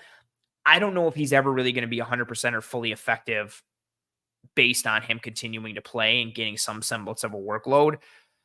I have this exact question. So I think I brought this question up because I think, well, one, because you asked, but two, I think it's funny because I have this exact thought. Like, I'm hoping, okay, his snap share hasn't been crazy. The workload and usage hasn't been crazy. When do we start to see more snaps and more use? Because he was one of the biggest chess pieces for me in training camp. And one of my biggest notes and takeaways with how they were using him. They were constantly sending him in all different kinds of motion, jet motion, return motion. He was lining up in the backfield. They would line him up in the backfield and send him out on tear motion. They were just lining him up everywhere and using him as this mismatch creator and using him to create horizontal leverage and being able to attack space. And I think that's still the vision for him. It's just a matter of how healthy can he be. But I have the exact same question. Bum, bum, bum, bum, bum. Nikki says, do the Jags play any cover 2 or a lot of 3 and 1? So far, they played a bunch of 1, especially week 1 against Miami. And is the other defensive end playing any good? Not Josh Hines-Allen. I think Trayvon Walker is still a good dude. I know he hasn't lived up to the number 1 overall pick that he was a couple seasons ago, but speed to power, physical, plays the run. He wants to run through your chest and run through your face. He's not the most technical, not the biggest pass rush plan type of dude, but he plays the run. He's physical. He's fast. He's athletic. I think he can test Spencer Brown's anchor a lot in this game. You give him a known passing down in situation and distance. You give him a known 3rd and 8 or 3rd and 7 or whatever, and give him a wide alignment and let him just play the rush angle set line game and attack through Spencer Brown's chest. And I think you could potentially have a path to success if you are Trayvon Walker. Carl says, will Cam, Dorian, and Balin continue to play at a high level, or will they become a liability? I think the more Balin Spector plays, the better he'll get.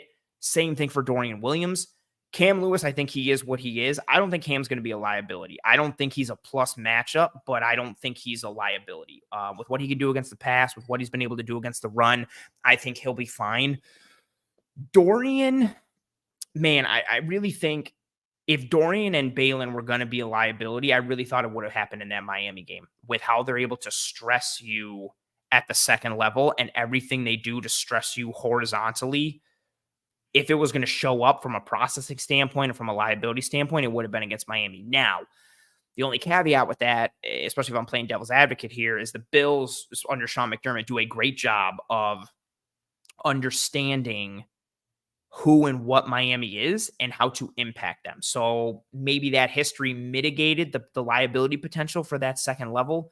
I don't think they're going to be completely deficient free or liability free at the second level. But I think the more Spector and Dorian continue to play, the less likely it is that they are going to be a liability, because the biggest thing they need is time on task and the ability to develop, along with just kind of understanding the game a little bit more, and we'll just see what their development trajectories and timelines are at. I don't think Cam is ever going to be a liability. I think out of those 3, Dorian and Balin have the highest chance, but in theory, the more they play, the less that should happen. You just don't want to have to play that game unless you absolutely have to, and the Bills have to.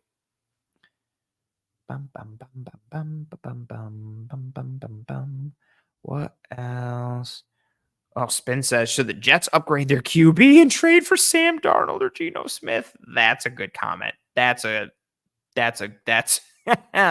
petty. That's mad petty.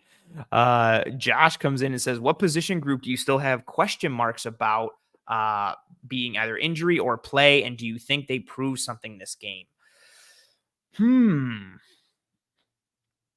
Good question. I do still have questions about the threat that the receivers have on this team overall, aside from Shakir. I like what Curtis Samuel does, but I don't think he's 100%. I also don't think he's like an every down, high volume snap share type of dude, high volume target guy.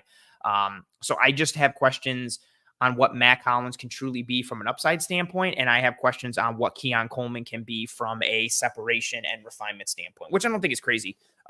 This year for me was all about seeing, for Keon Coleman at least, what his timeline was looking like in terms of refinement, precision, starting to add more of that to his game at an NFL level. Having to learn that on the fly in the NFL is hard. How much would he play into the physical and athleticism aspect, or how much would he be able to play into more understanding leverage, having a feel for space, reading coverage, being able to separate in a variety of forms that isn't just at the catch point with size and frame and athleticism. So I do still have some question marks about the receiving room, and I don't think they've been tested, which is part of the reason why it was one of my points in this game and why I still have questions, because the Bills have been able to run the ball successfully. And as long as the Bills can continue to run the ball successfully, we don't have to answer that question about the wide receivers. So that's a position I have a question about. And I still do. It's weird. I'm going to talk out of both sides of my mouth here. I do have some questions at safety still. Rapp and Hamlin have been fine. They're both responsible. They know what they're doing from a coverage standpoint and who they want to be.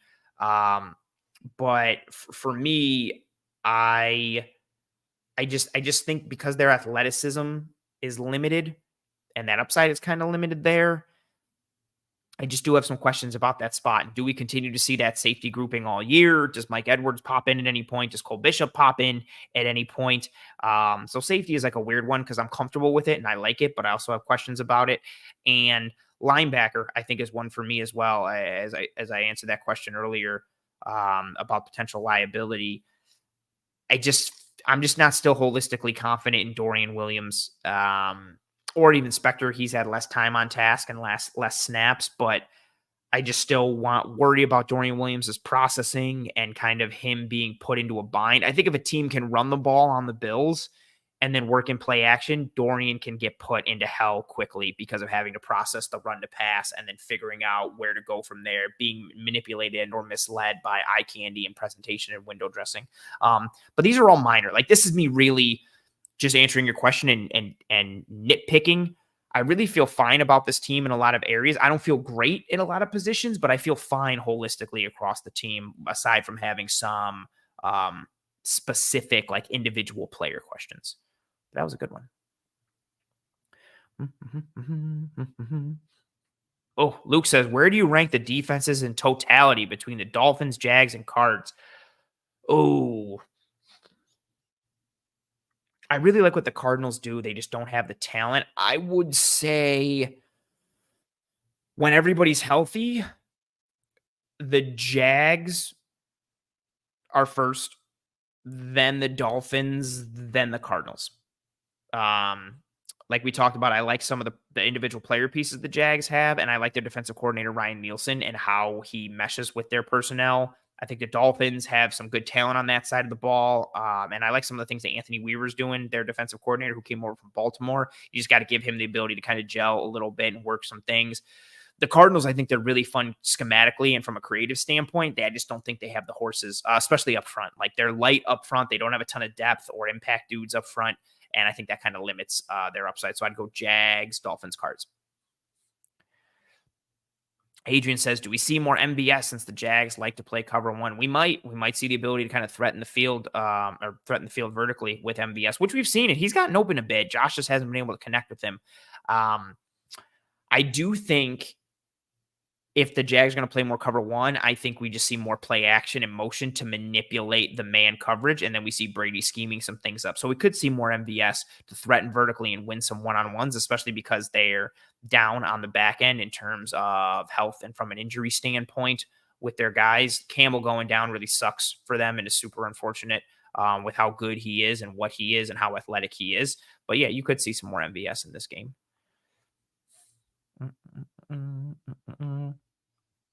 Yeah, Nikki said, I meant the other tight defensive end, Trayvon Walker. How has he been looking? Is he going to be an issue? Am I crazy? I answered this. I talked about him. Speed to power. He can go through Spencer Brown's chest, what he is, planning that. Am I crazy? Am I hallucinating? Are you trolling me? I know I answered this. I think I did. If I didn't, tell me, or if you didn't hear it, or somebody tell me I talked about Trayvon Walker with regard to Nikki's question earlier, because I feel like I'm crazy.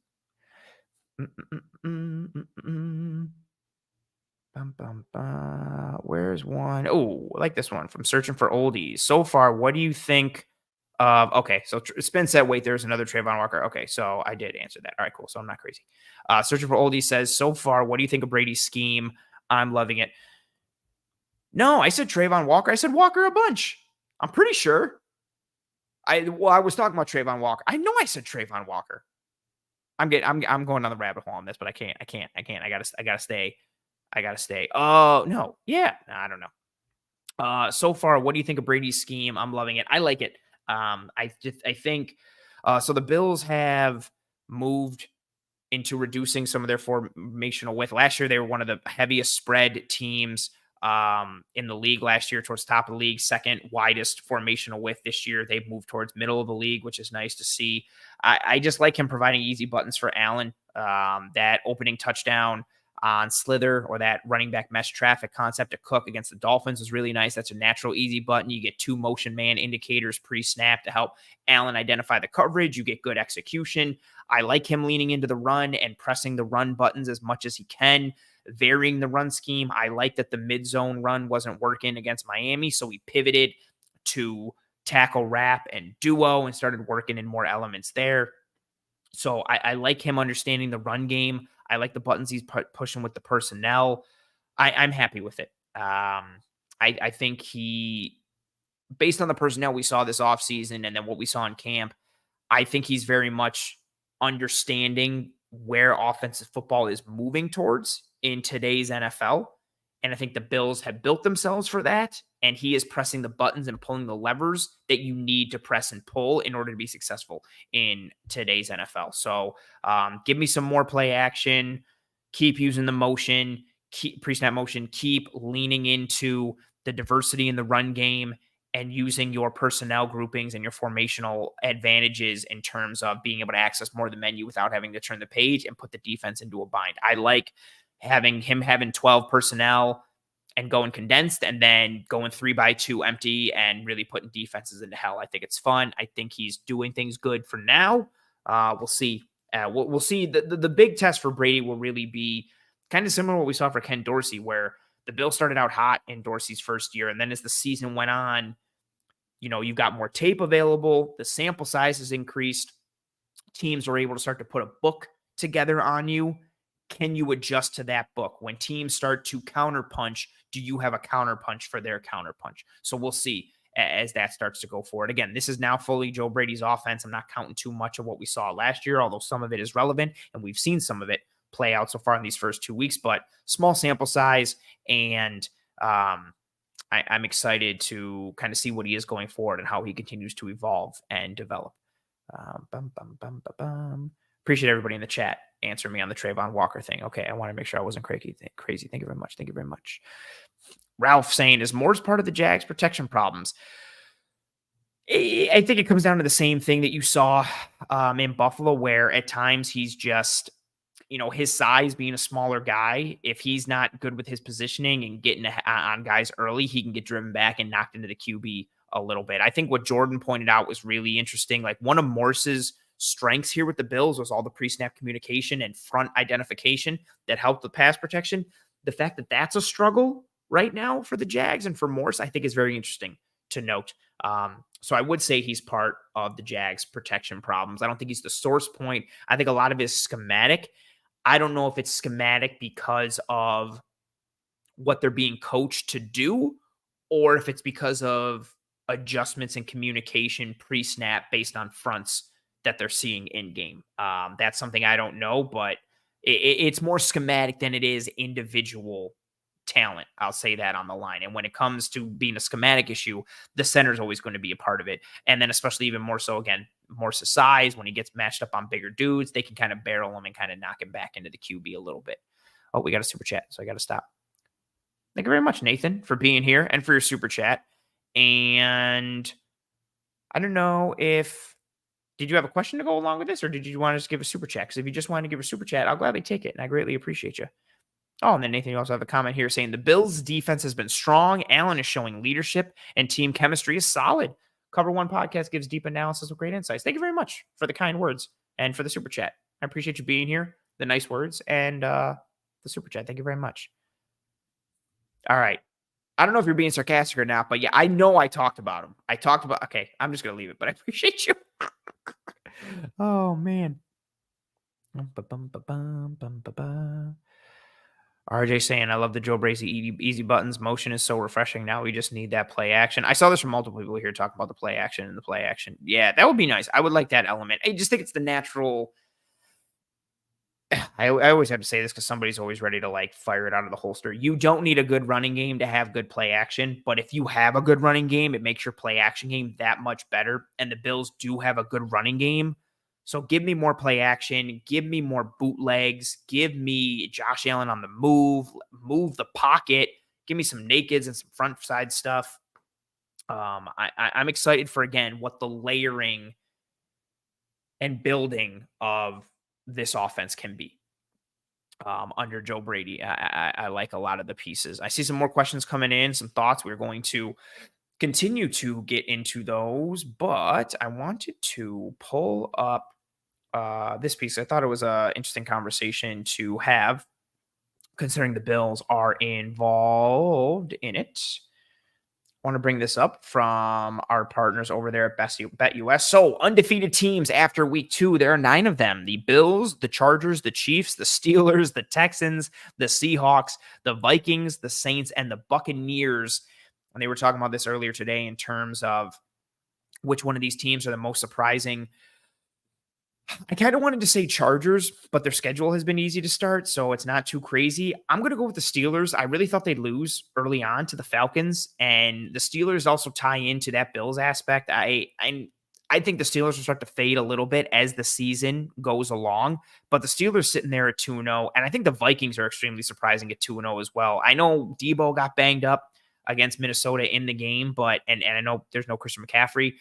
Bosa got banged up a little bit, but Jefferson also got banged up. I thought Minnesota would have lost to San Francisco last week, and we were sitting there seeing them at 1-1. New Orleans isn't crazy surprising to me, just because I think they're a better team than they get credit for, and I don't holistically believe in Dallas.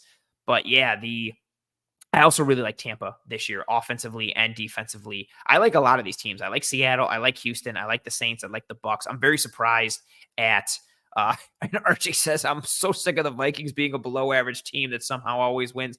I don't know how they do it, man. And their defense is super fun with all the blitzing and man coverage they play and what they do with Martellus and all the safety looks, and then having Greenard coming off of one side and Dallas Turner on the other. Yeah, it's a fun grouping that they've got there. Yeah, but I didn't think they'd beat San Francisco. I thought they'd be 1-1 at this point. And I thought Pittsburgh beating Denver in week 2 isn't anything crazy, but I thought they'd lose week 1 to the Falcons, but the Falcons are still trying to feel themselves out a little bit. So sitting here looking at the undefeated teams after week 2, yeah, I am surprised at Pittsburgh, and I'm very surprised with Minnesota just being there 2-0 and beating the San Francisco 49ers, which again was still a wild win. Sam Darnold, I don't know, kind of finally tapping into who he was supposed to be all those years ago. So really cool to see him kind of start to develop a little bit. And again, this segment brought to you by BetUS. BetUS gives you the fastest payouts in the industry. They are now offering 150% on the first 3 deposits for your community, and all of that with just a simple promo code. That promo code is YouTube150. That's YouTube150 in order to get 150% on your first 3 deposits for your community. They give you fast and easy deposits and withdrawal processes. You can check out the BetUS link in the episode description below. They also offer you 24/7 personalized service, 365 days a year, live wagering on all major games. They allow you to get 10% back on your net losses twice a year. And BetUS can also give you your very own personal account manager, which I think is really nice. A bunch of people on Twitter, when we post these, have been talking about that and giving their own testimonials about how nice that piece is. So again, go check out BetUS for all your betting and wagering needs. And I'm still looking at this graphic. I just can't believe Minnesota beat San Francisco. And I know it's early. I also saw, I think they said it during the game too, I think San Francisco has lost their last 7 trips to Minnesota. Granted, the teams have been different. There's not much carryover and consistency, but yeah, that was a surprising one considering the Niners are the Niners and Darnold and Minnesota not necessarily being real. I'd also like the Vikings to lose because that second round pick, I want it to be as high as possible. So I'd love them to just lose away. So that second round pick that the Bills got from Minnesota can be like a top 40 or a top 35 pick. That would be really nice. But yeah, really interesting to see where they're at this point. All right, let's continue on the conversation piece. We got the super chat from Josh. Thank you very much for being here, Josh. Thank you for the super chat. The question, Josh says, what wide receiver should the Bills trade for or sign? Oof. I'm going to shoot for the stars and say if the Bills are going to trade for a wide receiver, figure out a way to make the money work. I don't care. Go get Devontae Adams. I know it's pie in the sky. Like, it's so hard to make that work if it can even work. I haven't even looked at his numbers financially from a contract standpoint, trying to figure out how it could work. But that would be it. Like, don't try to grab. I would have said Noah Brown if he was still a free agent, but at this point, I'm going for the stars and I'm shooting for the moon. Go get Devontae Adams. Go get he's still one of the best receivers in the league. People just don't know about it because Vegas is not good. But maybe he doesn't want to go anywhere now because they're 1-1, and maybe there's some hope and belief there for the Raiders. But yeah, go get Devontae Adams. Go shoot for the stars and get him. Carl saying, will Daquan Jones and Ed Oliver versus the Jags interior O-line be a key match for this game? It will be, but I just expect them to win it. I think highly of Ed Oliver and Daquan Jones. I think they can cause chaos inside. It's going to be important because you need to control the interior of the pocket, and getting pressure on Lawrence straight up the gut and quick is a nice way to really affect his game. So I think it's going to be a key matchup in really every week, but this one too, especially considering the Jags O-line struggles. Yeah, I think that's fair. Josh says, going back to your thought, which team on the upcoming schedule do you think challenges the Bills and Josh to win through the air with our wide receivers? Baltimore. I think we'll do that. I know they're 0-2 and everybody's kind of laughing. And plus Bills fans want to dunk on Lamar every chance they get because they're mad that he won the MVP. But I think Houston has the potential, I think Baltimore has the potential to do that with their front. I think they can mitigate the run. They've got athleticism at the second level. I think they can force Allen to live through the air. I think the Jets can do a similar thing as well. If we're just talking immediacy with their front, I know they got gouged a bit by the Niners, but I still think they have the ability to be sound defensively and be tougher against the run. And then with their corners on the outside, I mean, man, you can really load up the box and just be like, okay, try and beat Sauce and Carter and DJ Reed and go from there. So I think it starts with the Ravens, heads into the Jets. And I think the Texans are a sneaky one as well. I think Derek Stingley now is showing people that when he's healthy, he can be in that top tier conversation with Sauce and Surtain as the best corners in the NFL. So I think Houston has that ability, and then their front with what Hunter is doing and just how they attack and how coordinated they are. I think they could potentially, that they're kind of third, I think, behind Baltimore and the Jets respectively, but those would be my thoughts there. Cameron saying, do you think Elam can step up this year if an injury happens to one of our top two? I know there was optimism at camp. Yes, I think very highly of Christian Benford and Rasul Douglas. So I don't want to just be like, oh yeah, easily. And this isn't, again, to knock Kyer Elam. It's more because I think Christian Benford and Rasul Douglas are very good. I think people are starting to come around more to how good Christian Benford is. I've been talking about him all offseason. Eric and I talked about him in the film room as being one of the most under the radar players for the Bills this year. Christian Benford is still trending upwards. He's very good. Douglas is very good. So I don't think it's easy to fill their shoes if an injury happens to one of them. But I do have faith in Kyer. I think he's made improvements versus where he was the first couple of years. I think he's playing with more confidence.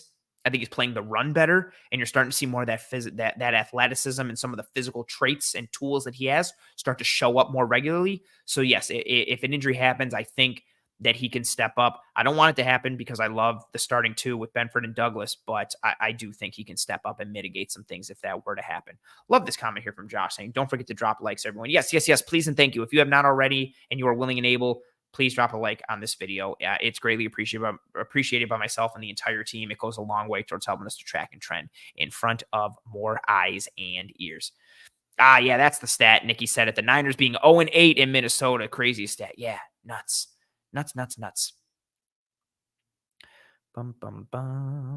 Nikki saying, do we extend Douglas? Something changed in the defense when we got him. I thought if they were going to extend him, they would have done it this past offseason. They restructured his contract and moved some of the money into void years the next couple. That doesn't mean they can't re-sign him, but the restructuring was interesting. I thought he would have been a surefire extension candidate given how well he played. To your point, like how the defense changed once he was brought in. He was a legitimate corner one from the moment he stepped on the field. And I still think, I know there were a ton of injuries in that game against Kansas City in the playoffs, but he was playing on one leg. Even if he was out there healthy, I think he would have made a big difference, as for a lot of other guys, Benford included, Bernard included. I don't even want to go down that rabbit hole, but yeah. I thought he would have been an extension candidate this offseason. I thought he was going to get an extension. I lobbied for it.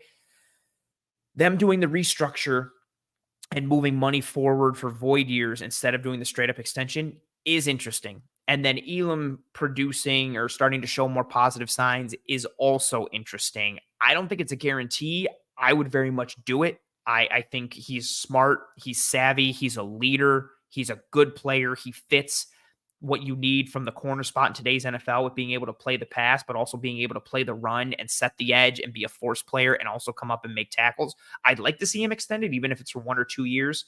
But yeah, I would like to see it. I just don't know if it happens. Them restructuring this offseason instead of going for the extension when you could have had similar outcomes with the extension as you did with the restructure. So them opting for the restructure instead of the extension, I thought was interesting. Appreciate you, Lisa G, saying about Trey Walker. I covered it with the guest and afterwards too. Thank you. I want to make sure I'm not crazy. Drew saying if we blitz Lawrence to get pressure, we could lose. He's good at beating the obvious looks against us. Yeah, I don't. You can get pressure with 4 and play coverage behind it, I love that. KHD saying it's crazy that Benford was a 6th rounder. Absolutely. Jordan says, is Tyler Bass on the hot seat? Yeah, just based off the fact that they brought in kickers. I guess they really hated how ugly that miss was in Miami last week. It's a little bit worrisome. I don't even think you can sugarcoat it. If you're bringing in competition and trying out other dudes at a guy's position, he's got to be on the hot seat. Nikki saying they did that with Daquan Jones too with the void years. I could be wrong. I don't remember if they did void years with Daquan. I thought he was just a straight up UFA with no void years, but there could have been one.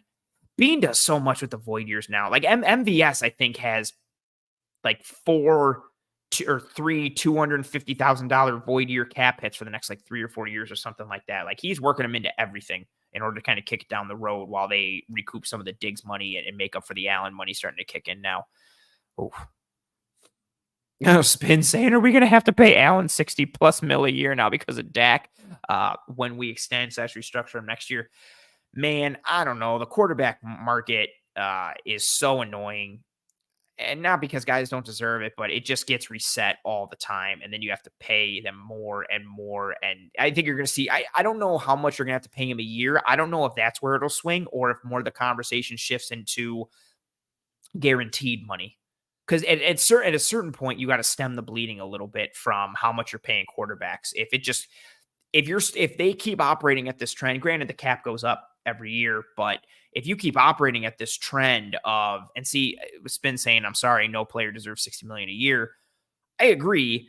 And also, it's hard to build a good team around a guy that you have to pay that much. Granted, if you're paying a guy that much, quarterback is the most important position, arguably. And if you're paying that guy, that means you probably have that guy, so you feel good. But I don't know. The Giants paid Daniel Jones all that money, and he's not that guy.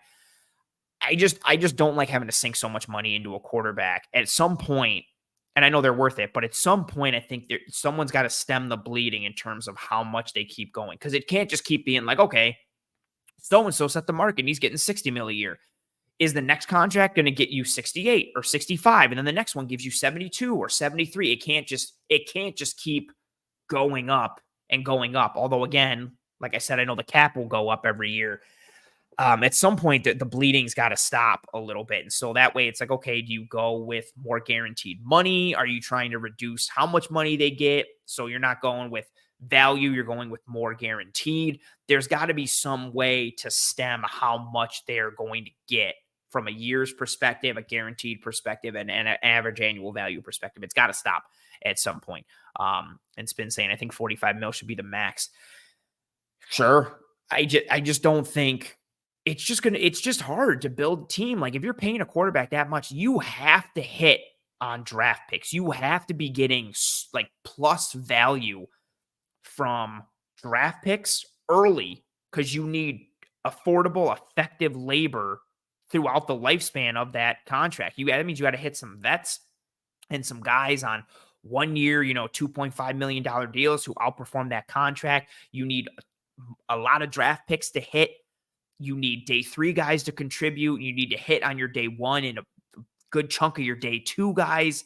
yeah, it really just creates a lot of problems. But again, it's kind of like a good problem to have if you really want to paint it that way, because that means you found a franchise quarterback. But yeah, at some point it just can't keep going where the next contract is more and the next contract is more, and we keep resetting the quarterback market over and over. At some point, it's got to stop in some way, I think. Or maybe the cap keeps going up, and that means quarterback contracts keep going up. Where was Drew said, wasn't that Bass miss against Miami blocked? I don't think so. I didn't think it was missed live. And then I think someone posted something earlier today or tonight showing the zoomed in camera angle, and I think he just shanked it. So I don't think it was blocked. I could be wrong, but I don't think it was blocked. Cameron saying, do you think Cole is going to have a redshirt year? Hamlin, and listen, it's not the answer anybody wants to hear, because Cole Bishop is fun and athletic and people love rookies and want rookies to play, but Hamlin and Rapp are effective. They're responsible. They're reliable. They do what McDermott asks, and they're better than they get credit for. So I could see Cole Bishop just kind of chilling as a backup all year and being like safety 3 or safety 4. Same thing with Mike Edwards. I know it's not sexy with Rapp and Hamlin, but they're effective. And I don't mean that disparagingly. They're just effective. Drew said the MLB instituted a salary cap and their wages are going up every year. But MLB doesn't have a salary cap. They have a luxury tax penalty. So if your team's salary is over a certain amount for a certain period of time, you basically have to pay like a penalty percentage off of that. So it's not necessarily a cap. You just have to be willing to like eat the penalty if you're going to continue to be over the luxury tax penalty. But it's not really like a salary cap. There's no thing that says the max amount you can pay is this, like there is in the NFL. That doesn't exist in Major League Baseball. There's just the luxury tax penalty based in for that. And yeah, Ohtani did, I think, grab the biggest contract in history, and the Dodgers got creative in terms of how they move money out and how they're paying him. Like the Dodgers do it every year. I don't know how the Dodgers continue to pay everybody with him and Mookie and Freeman and all the Glass now and all the money that they just have in dudes every year. It's wild. Yeah, no worries. I know I'm a Red Sox fan, and they were crushed by the luxury tax for forever, and now they're under and they refuse to pay people. It's very weird. Yeah, baseball is like the last major sport, at least in America. Like basketball has a salary cap, hockey has a salary cap, the NFL has a salary cap. Major League Baseball is still kind of like soccer in terms of the teams that have the most money usually just have the best teams because they can buy whoever they want. Soccer gets wonky, though, depending on what league you're in and what country, with financial fair play rules and what you have to do. That's a whole nother beast. But yeah, Major League Baseball is basically no salary cap, and they try to balance it by having the luxury tax penalty if you pay over a certain amount. But it's for a certain amount of years. I don't remember exactly what it is, but yeah, it's a fair point. Fair point. Damn, Spin, you're just mad petty tonight. Spin says, what team is paying Rapp bounties for taking out our players? Guy plays physical. He comes up and he makes hits. Yeah. Oh, Spin says, ouch, Ant. Just lost a lot of respect points. Admitting to that. Sox fan, holding on, trying not to vomit. I've said that a lot. I've always said that I'm a Red Sox fan. I apologize if that, breaks your heart or hurts your heart. But yeah. Andrew says, no, basketball has a cap. If I Googled it right now, yeah, the NBA salary cap for the 2024-25 season is set at $140.588 million. Yeah, NBA has a salary cap. Unless maybe I'm reading the wrong thing, but no, they have a salary cap. Cameron says, do you think Buffalo brings rookies along slowly because of where they draft? That's possible, right? If you get guys at the end of the first round, nice. Go Sox. I was already punting on this year because they didn't invest. I'm excited for the crop next year. We'll kind of see what happens. But Cameron, to your thought, do you think Buffalo brings rookies along slowly because of where they draft? That could play a role. I think a lot of it is just they have a good team, so they don't necessarily need rookies to jump in and contribute right away. You've got, Kincaid played when they needed him to. Tremaine Edmonds played when they needed him to. I think it's depending. Ed Oliver played when they needed him to. Christian Benford is a rookie that played. I think it's all dependent upon the position the person is drafted in. I think they do like to bring guys on along and develop, but if it's at a position of need and that guy's the best guy, they're going to play him. It's just that the Bills usually have a deep team that are able to kind of get things done. Carl said the Red Sox lost tonight. They will not make the playoffs. No, I didn't expect them. Even when the Red Sox were doing well this year, they don't have the depth. They don't have the talent.